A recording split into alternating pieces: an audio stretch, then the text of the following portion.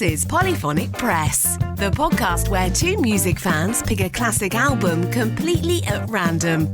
Using the patented random album generator, they are given an album to review from a curated list of over 1,000 classic releases, spanning multiple genres. And now onto the show. Here are your hosts, Jeremy Boyd and John Van Dyke.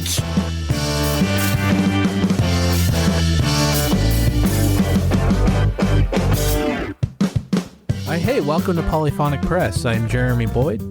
I'm John Van Dyke. And let's not waste any time. We've got the patented random album generator right in front of us here. So let's hit the button and see what album we're going to be listening to this week. The album you will be reviewing this week is 52nd Street by Billy Joel. All right. I'm not familiar. I'm probably familiar with some of the songs on this album. Yeah, probably. But I don't know the album. But anyway, this is a description of the song. It says 52nd Street is the sixth studio album by Billy Joel, released on October 13th, 1978. Following the massive success of The Stranger, this album solidified Joel's status as one of the premier singer-songwriters of the late 70s. The album blends rock, jazz, and pop influences, incorporating a more sophisticated urban sound compared to its predecessor. It won the Grammy Award for Album of the Year in 1980, marking a peak in Joel's career. The title refers to the famous 52nd Street in Manhattan, once a hub for jazz musicians, which reflects the album's jazzier elements. All right, so this was released on October 11th, 1978, and the genres are rock and jazz rock. And the label is Family Productions and Columbia Records, and it was produced by Phil Ramone. And if you're listening along, which we do encourage you to do, the album is split pretty evenly between side one and side two. There's 9 songs of the album, so the first 4 songs make up side one. The album starts with Big Shot, and side one ends with Zanzibar. So if you want to pause at after the song Zanzibar, and we'll have a discussion at the halfway point. And we've linked the album in the show notes to both Spotify and Apple Music, so you can get it on your preferred streaming service. And I think without further ado, okay, here we go. Here's the first song on the album, Big Shot.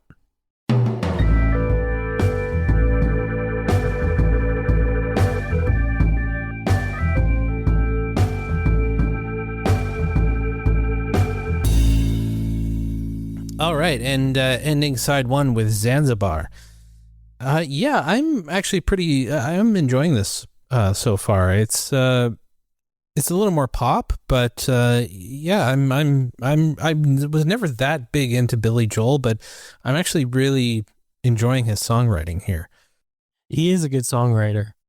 Yeah, it's not a bad album. It's again, yeah, like you said, it's a little bit poppier than what I would normally go for, but it's not bad at all, really.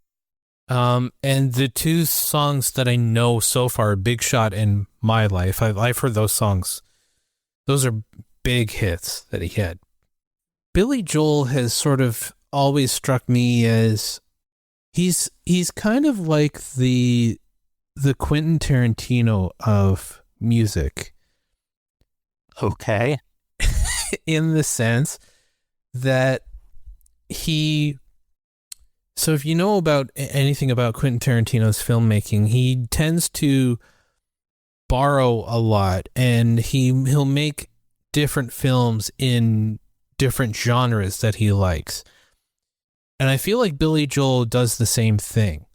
Like, there was one album he did in the 80s where each song was a different style, like one was like a Motown song, one was like a 50s rock and roll kind of thing. So in the sense that he sort of does, he sort of decides, okay, I'm going to make a song in this genre right now. Much the same way that Quentin Tarantino does.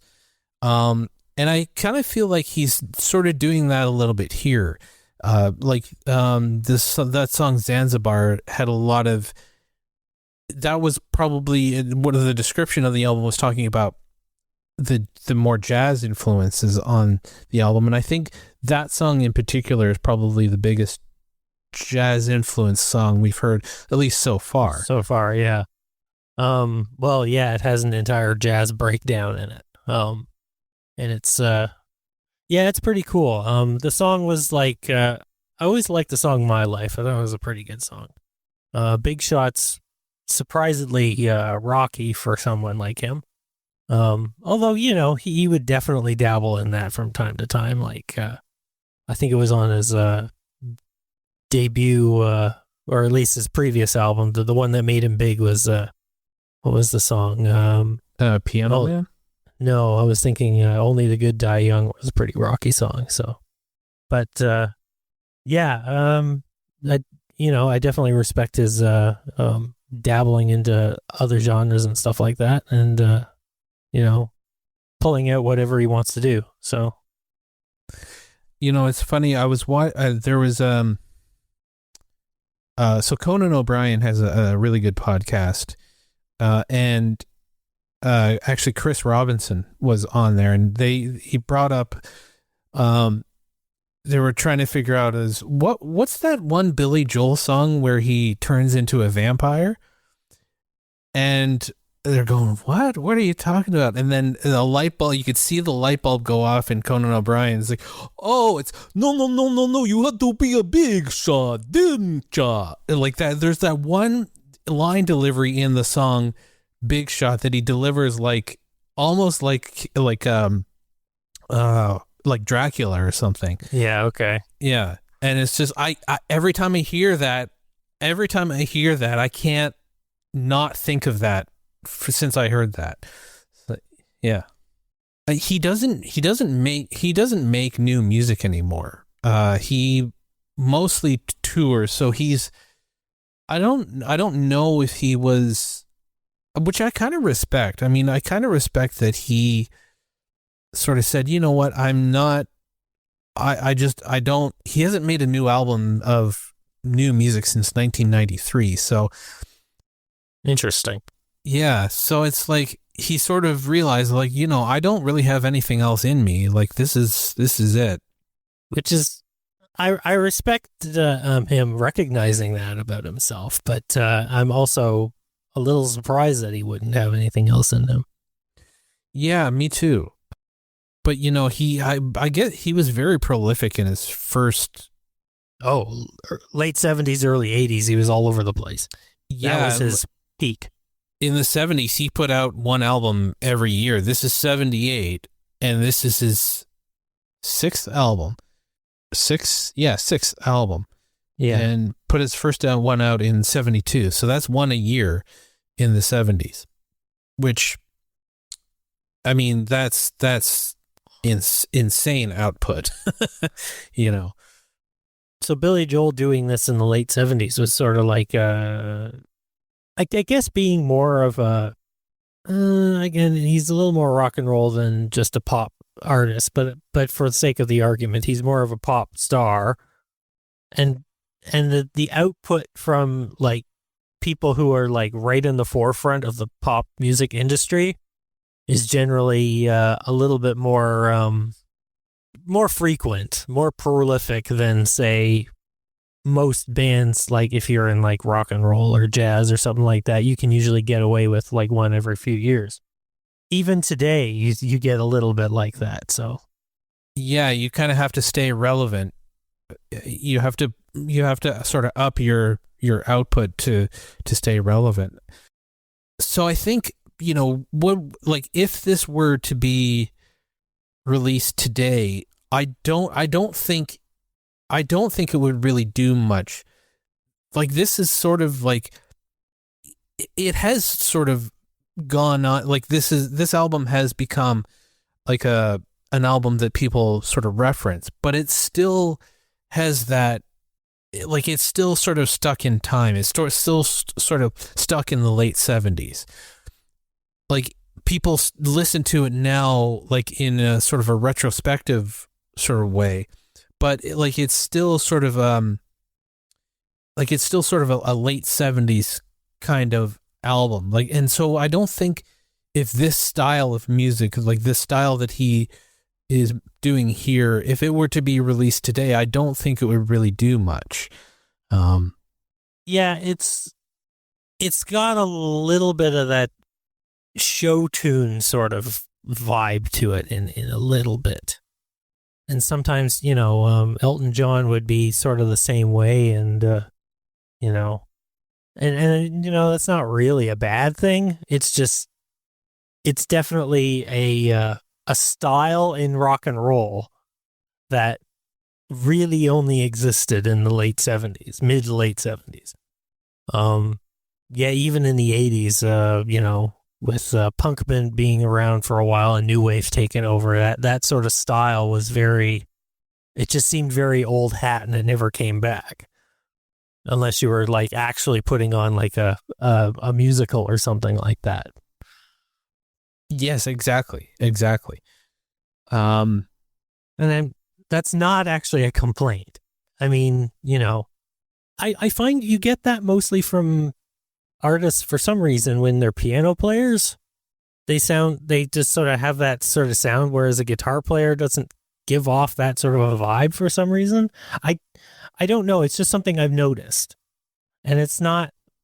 Yeah, because it's something that I definitely noticed when we did that Elton John album, Captain Fantastic. It's. I don't. Well, his whole thing was very, he would wear outrageous costumes and stuff in the 70s, but more than that, the music sort of was more, I don't even know what the word for it is, more in that vaudeville sort of vein, I suppose. I did manage to find a few interesting facts about the album. This was actually the first album to ever be released on CD. In 1982, 52nd Street made history as the first commercially available compact disc CD when Sony released it in Japan.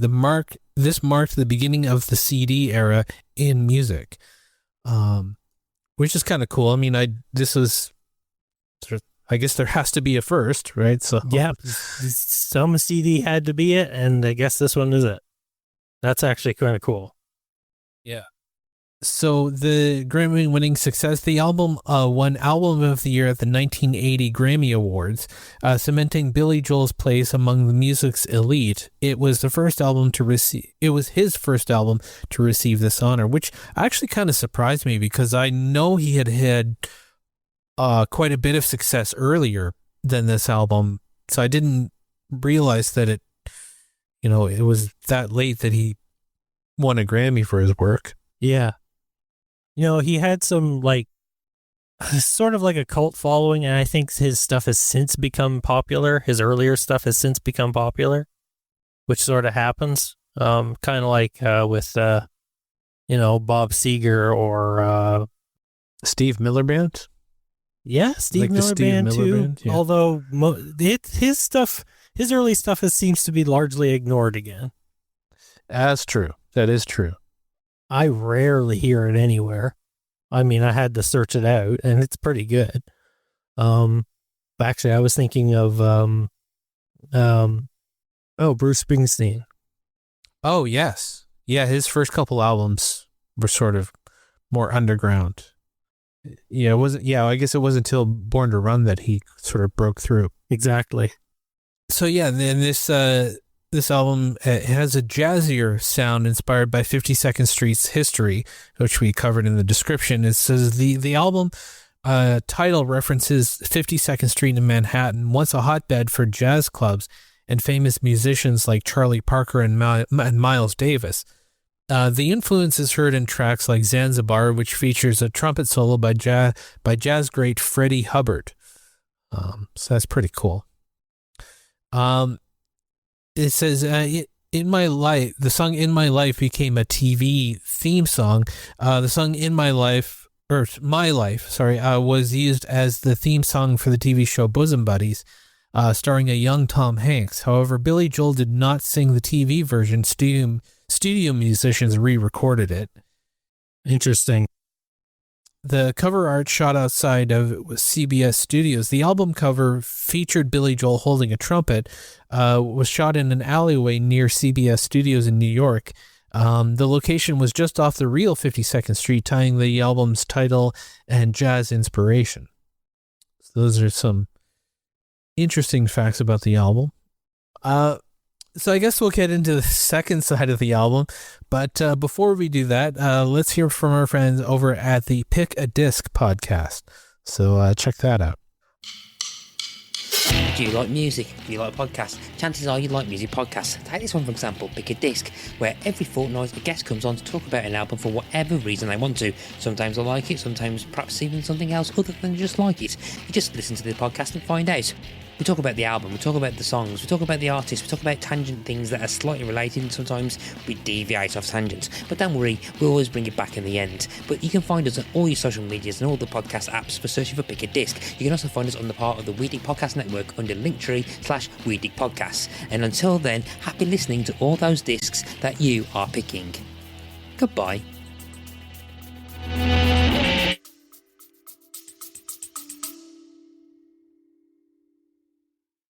The podcast, Taking It Down, understands the working class person has a mind, can criticize, loves to think, knows there is more to a TV show and to a movie than first watch, yet may lack the time for more than just the show or the film. For what's worth your valuable time, Taking It Down begins each week with a non-spoiler section. And for the key details of the covered series or streaming movie, they only discuss spoilers in the back half. Taking It Down exists for the working class. Feel part of the conversation while examining TV from a different angle. Find Taking It Down, the TV and streaming podcast from the Alabama Take in Apple Podcasts, Spotify, YouTube, or wherever you listen to podcasts. We'll now take a few seconds before we begin side 2. Thank you. Here's side 2. All right, and ending the album with 52nd Street. Yeah, I enjoyed this album. The second half sort of had more of those, the show tune sort of vibe happening with it. But yeah, I think overall it's a pretty good pop album. Yeah, it's not bad at all. You know, he's one of those artists that, you know, it was surprising because like that last song, 52nd Street, he sounded like a completely different singer, and I actually had to look it up to see if it was someone else singing, and there's no credit to someone else singing that song, so I'm assuming that it's him singing that. Yeah, I guess so. So, yeah, so like he's, like I said, he's one of those artists that, I think he's one of those artists that he's kind of like, in terms of like comparing him to another musician, he's more like, I don't know who else to compare him to, but he's not necessarily writing songs that are very personal, at least not here. I don't think they're more songs that are sort of, they're more of like the sort of cinematic in some way. Cinematic, but more so like the Brill Building sort of style of songwriting, whereas like sort of writing songs to be hits, or to be like writing songs for the sake of writing a song, rather than someone like Bruce Springsteen who would like, I've got a batch of songs that I've written, so now it's time to make an album. It's sort of like Billy Joel is sort of churning them out. Not to say that they're bad songs, but I feel like they're a little less personal. Yeah, it could be. You know, some of them probably are personal to him in some way or another, but the style of writing is definitely it's not. I think I know what you mean. It doesn't sound like it. It doesn't sound like introspection or anything like that. It sounds right, more like, exactly. Yeah. Yeah, it's not introspective. Yeah, it's like it's crafting a song rather than writing poetry, for lack of a better word, and putting it to music. But that's not really a fair way to say it. I don't quite know how to say it, but I think you know what I mean. I think I know where you're trying to get to, and yeah, it's a little hard to sort of put your finger on. So, like, what would be your 3 sort of standout tracks on the album then? Let's see here. Well, I got to go with My Life, because that's just a good song. I've always liked that one. Maybe Half a Mile Away was pretty good. And I guess I'm going to go with Big Shot. So those are solid choices. Yeah, I would probably go with, I really like Stiletto. I like the piano, the rhythm of the piano in Stiletto.